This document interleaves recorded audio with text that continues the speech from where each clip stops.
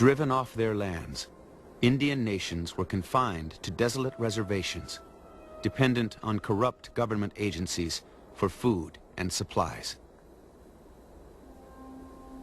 The people were desperate from starvation. We felt that we were mocked in our misery. We held our dying children and felt their little bodies tremble as their souls went out and left only a dead weight in our hands. Red Cloud, Oglala. What if I told you that children were still dying? What if I told you this was still happening today?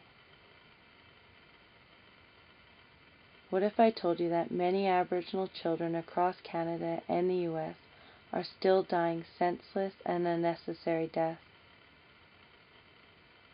What if I told you that we've made endless cries to our governments?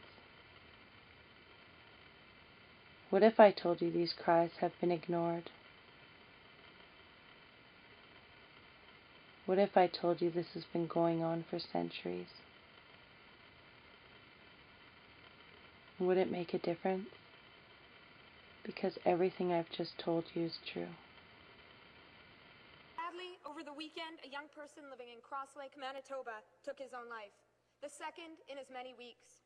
His community has been asking for federal supports for youth programming for a long time. Young people are still waiting. Instead of talking about out-of-control youth, when will this government actually stand up and support young people in Aboriginal communities? Own Christine Frizzau just returned from there, and she has more now. Hi, Christine. Hey, Lauren. Well, it is true. All of these things make life extremely difficult for the Oglala Sioux tribe. But lately, they're also dealing with an extremely high rate of teenage suicide. The people I talk to say all these things are interconnected, but the suicide attempts have simply gotten out of control. This may look like a war zone, but this, folks, is Canada. Just a short drive south of Edmonton, in the heart of oil-rich Alberta. It's hard to see, so many of us choose to look away. We need to know what has been happening to children in reserves all across Canada. Children have given up hope and faith in themselves. Are the right of any other child in this country. The discrimination against First Nation children in these communities, children who are going to school in coming from overcrowded homes, where in Attawapiskat you have 25, 26 people in a two-bedroom house and people sleep in shifts. They go to school on a toxic wasteland where they're in a makeshift portable. No wonder kids start dropping out in grade 5. Shannon Kustashian, who was from our region, talked about children who give up hope, who lose hope in themselves in grade 4 and 5 and kill themselves. And you know what happens, Madam Speaker?